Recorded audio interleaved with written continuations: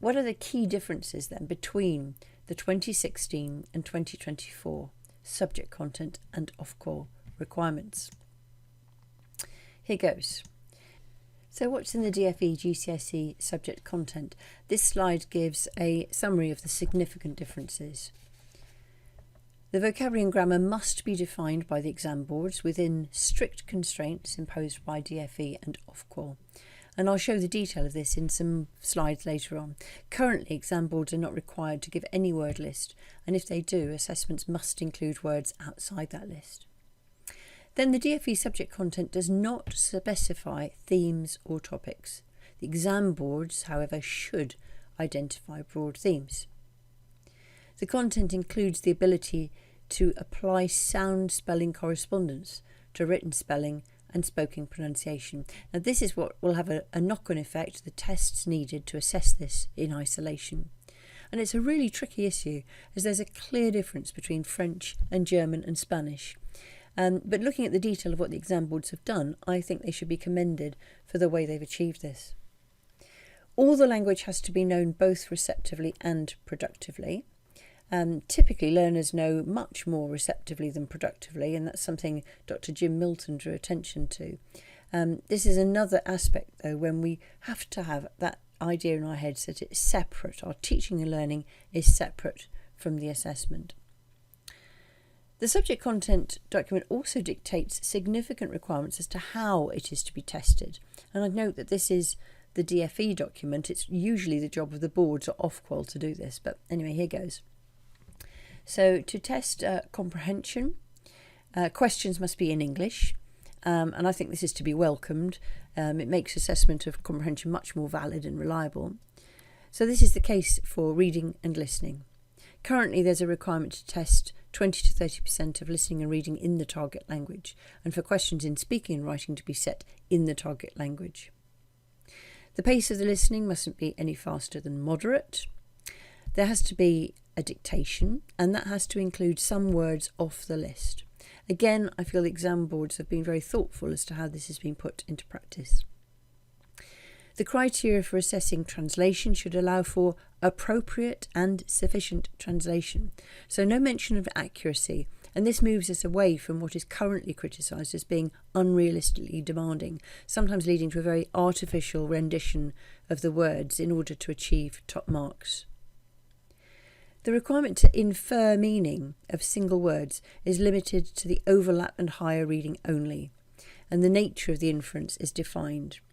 So, for example, in French, there are 6 strategies that candidates are expected to be able to use. For example, adding ment to a stem to create an adverb.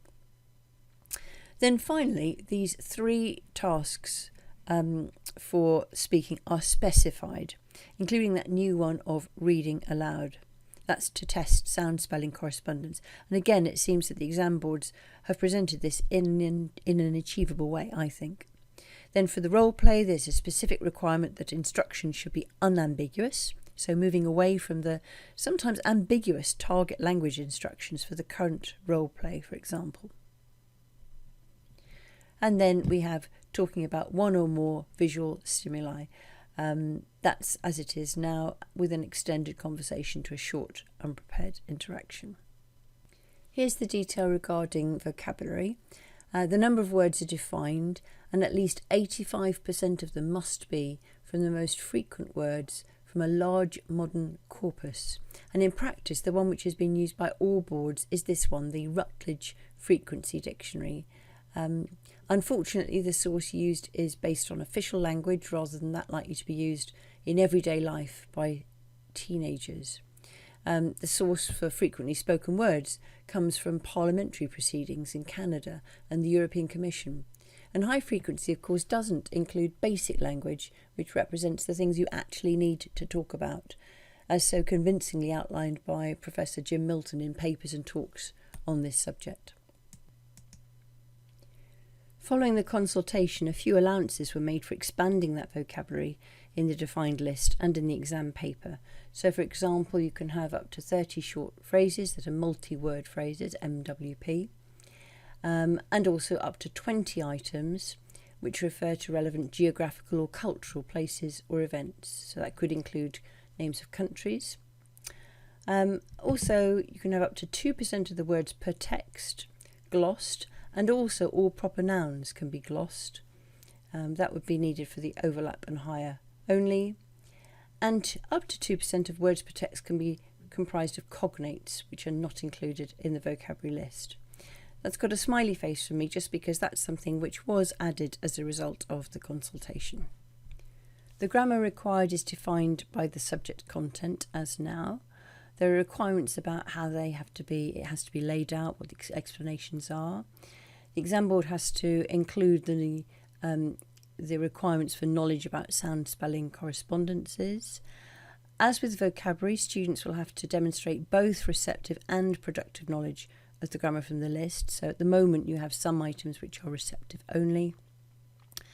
That bit about derivation or morphology is where there are strategies which are laid out which students can be expected to be able to use. So for example, adding ment to a feminine adjective to make it an adverb.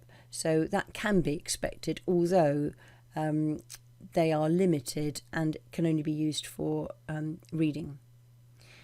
The vocabulary list must also specify highly irregular forms.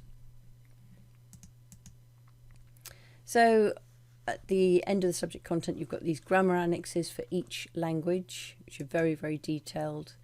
And then you've got an annex for the French grammar, sound spelling correspondence, for the German sound spelling correspondence, and for the Spanish.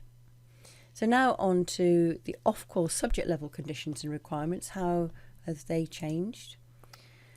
Well, you have 3 assessment objectives now, whereas before we had 4.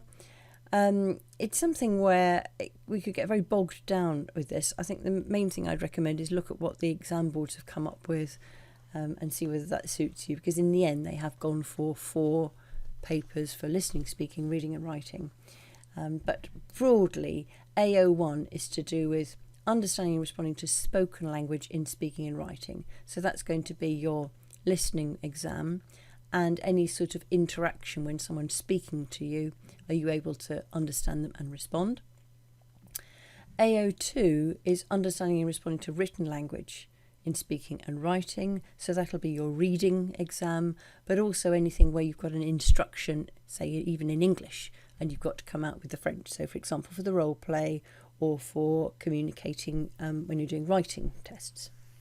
Then you have, as now, 20% for AO3, which is the grammar, but the difference is that it's not just grammar through AO3, it also is applying sound spelling correspondence. That's counted within the grammar.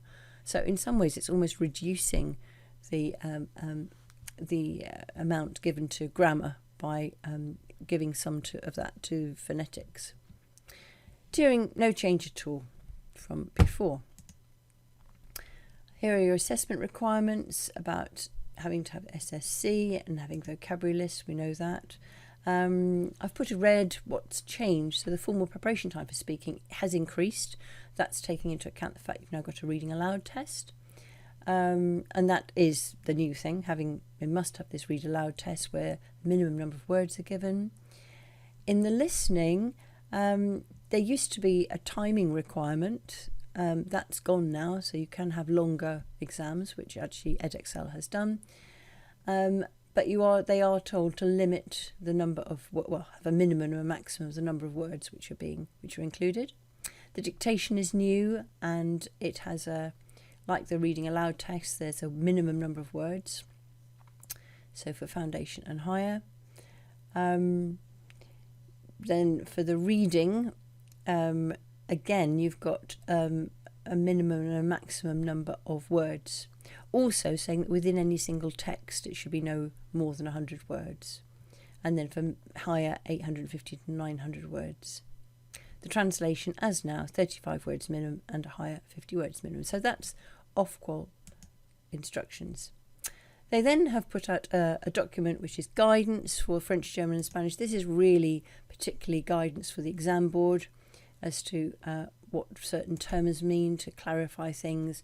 So there's with the speaking, clarifying what these things mean. And I draw attention here to something which changed from the original. So now the reading aloud follow-up or the visual stimuli follow-up with the conversation learners may demonstrate understanding or their own experience relating to the passage or the theme. So they're not being required to answer questions about the text itself. Same with the pictures. It could be connected to the visual stimulus, but it can also relate to the learner's own experience. This is really, really significant. This means that just as now, students are in a position to be able to talk about their experience, about what they've done. They're not going to be stuck by being asked a question which is in a context which they haven't experienced. The assessment of writing actually allows for including visual stimulus, and that could be a written stimulus. That's something which EDUCAS has included in its draft specification, but Edexcel and AQA haven't done that. This is the definition of infer meaning, and it's telling them that it's to do with inferring meanings of single words which are outside the vocabulary list, but they must be embedded in the context of written sentences. There are the instructions for the dictation, saying that it could be something which the learners have already heard in a listening exam. I haven't noticed that anybody's actually done that though. And then they've got in their guidance, the guidance of the assessment objectives. And I'm going to speed through this just to show it's not straightforward. So you've got these 3 assessments here. And then what Ofqual have done is to break them down. So understanding and responding to spoken language in speaking and in writing, they've clarified what it means to understand through speech and to understand through writing. So it's really making it clear that, for example, understand and respond to spoken language in writing doesn't mean you have to write in the target language. You can write in English. And here we are for understanding and responding to written language in speaking and writing, and that's really almost saying yes, that can be a visual prompt as well as writing in English. And then there is the grammar section, where I've noticed that whereas in the draft there was a word intonation, that's now removed. It is just merely pronunciation, and in fact that's led to I think in the Edexcel it specifically says that you don't penalise someone for having an anglicised accent. They're just having to show they know the sound spelling correspondence.